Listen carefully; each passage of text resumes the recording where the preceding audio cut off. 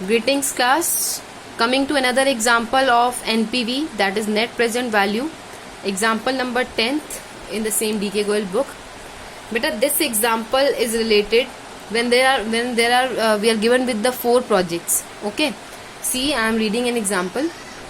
An investor is offered 4 investment options of rupees 5 lakh each. You are required to advise as to which one would be more profitable. It means एक investor के पास there are 5 lakh rupees to invest, there are 4 investment options to invest. Okay, you have to suggest that which investment option would be most profitable option. Use NPV technique. ये आपको साफ साफ given होगा that you have to use NPV technique with 10% cost of capital. 10% cost of capital means I have already told you, cost of capital means the rate at which money reduces its value. That is called as time value of money. This is also called discount rate. Okay. Each investment option having an expected cash inflow as shown below. अब basically क्या है, आपको cash inflows ही दिए हुए हैं बेटा. जो NPV के क्वेश्चन हमने लास्ट वीडियो में भी कवर किया था, in that question also we were given with the cash inflows, and in this question also we are given with the cash inflows. See, I am given with the cash inflows. Years are given as 1, 2, 3, 4, 5. Investment A, B, C, D. We are given with the 4 options. Okay. इसके अंदर आपकी जो cost of capital that is given as 10%. ये question बेटा you will do yourself. I am just telling you that how you have to interpret this question. सीधा सीधा आपका इसमें सिंपल क्या था, आपको कैश इनफ्लोज दे रखा है. Suppose I am taking first project, investment option first project दे रखा है मुझे. Cash inflows for first year are 1,60,000, second year है 2,20,000 है, 2,60,000, 170, 1,10,000. These are my cash inflows. Okay, and I have to take present values at the rate of 10%, which I have to take from the table. मैंने आपको कल एक table show की थी. The table is PVF table, यानी present value factor table, and I have to search the value at the rate of 10% for first 5 years. जो values थी आपकी 0.909, 0.826, 0.751, 0.683 and 0.621. These values I have taken from the back of the book or back of the chapter, which is where a table is given named as PVF table, table 1. Okay, so ये दोनों मैंने ले लिए, ये मुझे already given थे. This I have taken from the table eight the back. अब क्या निकलेगा, आपका प्रेजेंट वैल्यू निकलेगा. प्रेजेंट वैल्यू कैसे निकलेगी, आई have to multiply this into this, यानी कि 1,60,000 इंटू 0.909 करेंगे तो आई कम आउट विद 1,45,440. ऐसे ही दोनों को मल्टीप्लाई करूंगी तो 1,81,720. इसी तरीके से ये मेरा सारा का सारा प्रेजेंट वैल्यू आ जाएगा. प्रेजेंट वैल्यू का जब मैं टोटल करूँ इट कम्स आउट टू 7,06,840. ठीक है, ये मेरा क्या है बेटा, present value of cash inflows. And I have already told you the formula for present value, sorry, net present value is present value of cash inflows minus present value of cash outflows. So I have come out with present value of cash inflows that is 7,06,840 minus initial investment कितना था. Initial investment was 5 lakh for each project. तो मैं option A देख रही हूँ. Obviously I am taking as investment A, investment option A जो था मेरे पास, I am taking that first. तो 7,06,840 माइनस 5 लाख तो कितना आता है, 2,06,840. तो ये मेरा क्या है बेटा, this is my positive NPV. अब क्या करना है बेटा, this question remaining parts B C D you will do yourself. इस क्वेश्चन के अंदर मैं आपको बता दूं कि how you have to interpret. बेटा देखिए, इस प्रोजेक्ट के इन चारों प्रोजेक्ट्स का आपने एनपीवी निकाला होगा. ठीक है, इन एनपीवी निकालने के बाद आप अपने आप पहले खुद से सॉल्व करके देखेंगे. How would you calculate NPV, you know that. Okay, NPV निकालने के बाद आपके पास 4 वैल्यूज आ जाएंगी ए बी सी डी की. चारों की हमारे पास एनपीवी निकल गई. फर्स्ट प्रोजेक्ट की है 2,06,840, सेकंड की है 1,30,775, नेक्स्ट है 23,515, 14,430. अब बेटा आपको ये बताना है कि कौन सा प्रोजेक्ट आप चूज करेंगे. मैंने पिछले वीडियो में आपको बताया था कि जिसका एनपीवी पॉजिटिव होता है you have to select that project, and जिसका एनपीवी नेगेटिव होता है you have to reject that project. But इसके अंदर तो चारों के चारों पॉजिटिव हैं. Then you have to select that project. In that case आपको कौन सा प्रोजेक्ट सिलेक्ट करना होता है जिसका NPV would be highest one. अब इसमें से चारों में से देखते हैं किसका एनपीवी सबसे हाईएस्ट है, 2,06,840, यानी कि प्रोजेक्ट ए. तो प्रोजेक्ट ए, इसलिए इसमें लिखा है जो आपका लास्ट में इन्वेस्टमेंट डिसीजन रहेगा that would be because NPV of investment option A is highest of all the investment option A would be selected. आपको कौन सा चूज करना है, इन्वेस्टमेंट ऑप्शन ए सिलेक्ट करना है, ठीक है। तो एट लास्ट आपको इन्वेस्टमेंट डिसीजन देना है, तो ये आपका जो डिसीजन है वो क्या रहेगा, इन्वेस्टमेंट ए जो है it should be selected because its NPV is highest. Okay, so बेटा आपको ये एग्जाम्पल करना है, plus there is an another example number 11। Example number 11 में बेटा एक छोटी सी चीज अलग है that I am going to discuss with you. The alpha company limited is considering the purchase of a new machine. 2 alternative machines A and B have been suggested. ए और B 2 machines हैं आपके पास, एक न्यू मशीन भी consider करने का purchase करने का consider कर रही है alpha company limited. Each having initial cost of 3,80,000, मतलब दोनों मशीन्स की इनिशियल कॉस्ट कितनी है, that is 3,80,000 and 20,000 for installation. 20,000 जो है इंस्टॉलेशन चार्जेस है, 3,80,000 जो आपकी इनिशियल कॉस्ट है। जब भी आपको इनिशियल कॉस्ट निकालनी हो बेटा, ध्यान रखना है कि इनिशियल कॉस्ट जो होती है उसके अंदर हमेशा installation charges are always to be added, क्योंकि installation charges are always consider as the part of the capital expenditure only that we are going to इनकर।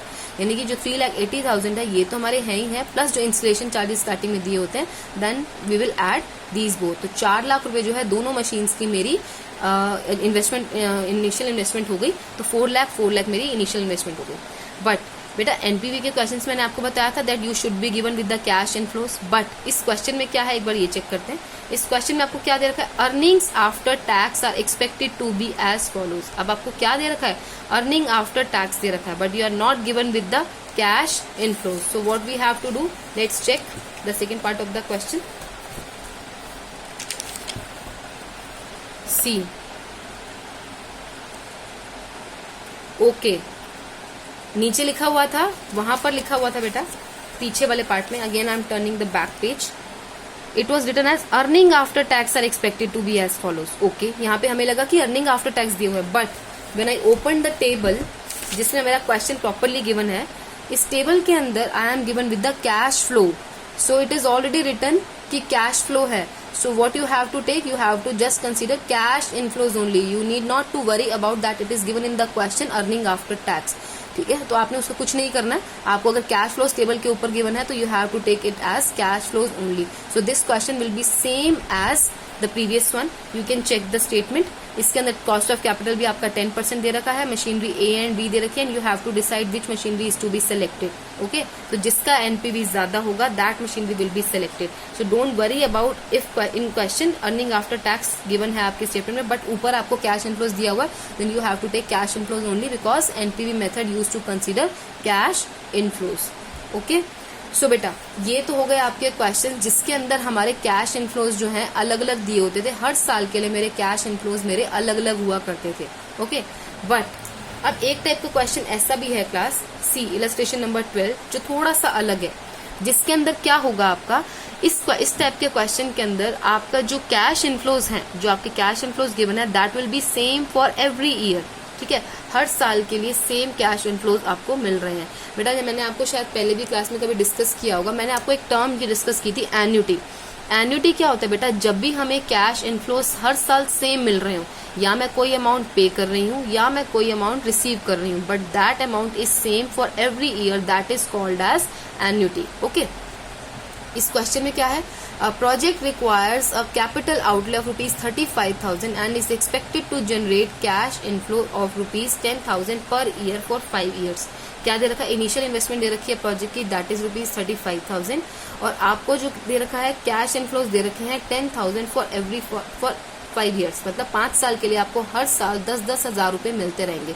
10,000 you will get after every year, okay, till 5 years, 5 साल तक। Okay, the cost of capital is given as 10%, cost of capital आपकी 10% given है। Calculate the NPV of the project. तो बेटा जब भी इस टाइप का क्वेश्चन आ जाए, जब भी आपको हर साल same cash inflows are given to you for every year, then what you have to do, you will do the question like this.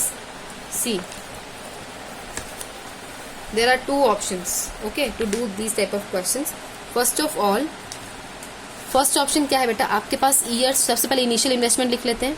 Initial investment इस क्वेश्चन में मुझे दे रखी थी रुपीज 35,000। ओके, अब आपको क्या लिखना है, you will start writing year, कौन कौन से थे, 1 2 3 4 5, you will given with the 5 years, okay. 10,000 हर साल आपके कैश इनफ्लोज है, so I am writing 10,000 for every year, okay okay. This is my cash inflows, but cash inflows तो मेरे हर साल सेम है।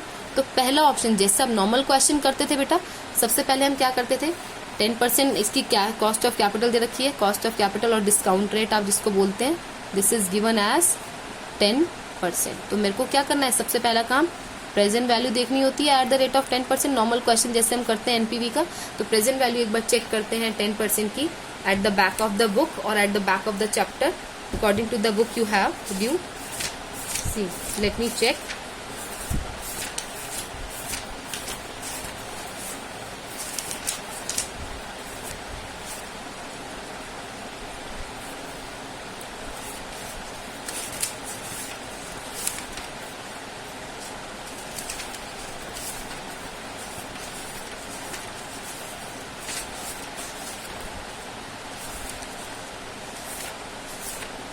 See beta, I have told you how to see the table. We are given with the percentages. कौन सी table check करनी है, present value of 1 rupee या present value factor. We use to call this as PVF table, this is my PVF table, okay, present value factor table. Present value of 1 rupee भी बोला जाता है इसको। आपने simple table है आपकी, जो आपने पिछले क्वेश्चन में भी देखी थी, ईयर 1 to 5 किसमें देखना है, you have to see in 10%, see in 10%, okay. तो 10% में क्या वैल्यूज है आपकी, 0.909, 0.826, 0.751, 0.8683, 0.621। So I am writing it as, values लिख रही हूँ मैं 0.909। ये आपको 10% दिया हुआ है हर क्वेश्चन बेटा। अब आई थिंक आपको अब तक लर्न भी हो गई होंगी ये values, 0.683 and 0.621। So what I am going to do, दोनों को मल्टीप्लाई कर दूं, प्रेजेंट वैल्यूज देखी, कैश इनफ्लोज देखे, दोनों को मल्टीप्लाई करें और ऊपर लिखूंगी present value of cash inflows. तो मल्टीप्लाई कर रहे हैं तो कितना आता है, this comes out to 9090, 8260, 7510, 6830, 6210, okay. तो अब मैं इसको ऐड कर देती हूँ। So after adding it I use to get, let me see it from the book only.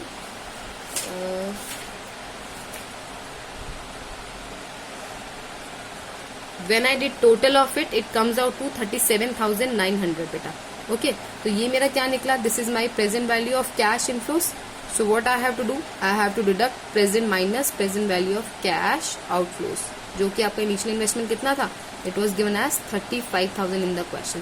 So I am deducting minus 35,000 out of it, किसमें से 37,900 minus 35,000, I am doing this, okay.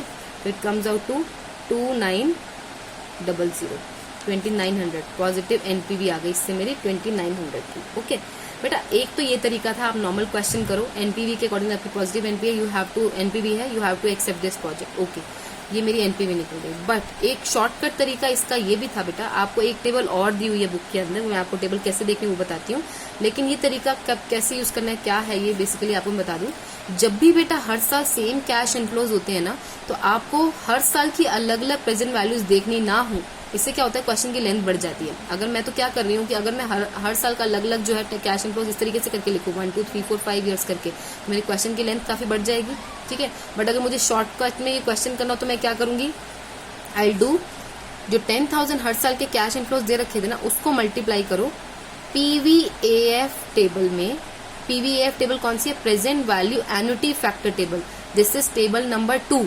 Table number 2 आपकी book में जो given होगी, मैं अभी आपको दिखाती हूँ। PVAF में आपको किसकी वैल्यू देखनी है, 10% के हिसाब से वैल्यू दे रखी थी फॉर 5th ईयर, 5 ईयर्स की वैल्यू देखनी है, ओके। 10% 5 ईयर्स के सामने यहाँ पे ईयर लिख लो अभिषेक से, इसकी वैल्यू आपको चेक करनी है। और ये कैसे चेक करते हैं, let's see in the table. जो मैंने आपको टेबल A1 दिखाई है बेटा, अब आपको कौन सी टेबल देखनी है, टेबल A2 देखनी है। Check table number A2।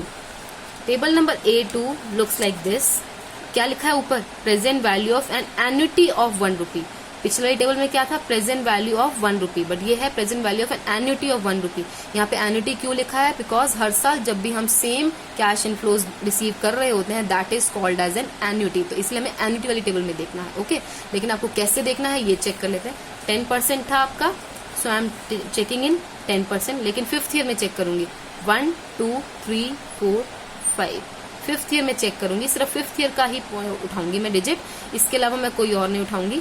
Figure जो है 5th ईयर वाला देखूंगी, 1 का नहीं, 2 का नहीं, 3 का नहीं, 4th का नहीं, 5th वाला उठाऊंगी 3.791। और ये किसके सामने आ रहा है मेरा, देखिए बेटा, it comes out in front of 5th year, तो मेरा ये 5th ईयर के सामने आ रहा है। So I will take 10,000 into value 3.791, multiply कर दो, 37910 आ गया मेरा present value of cash inflows.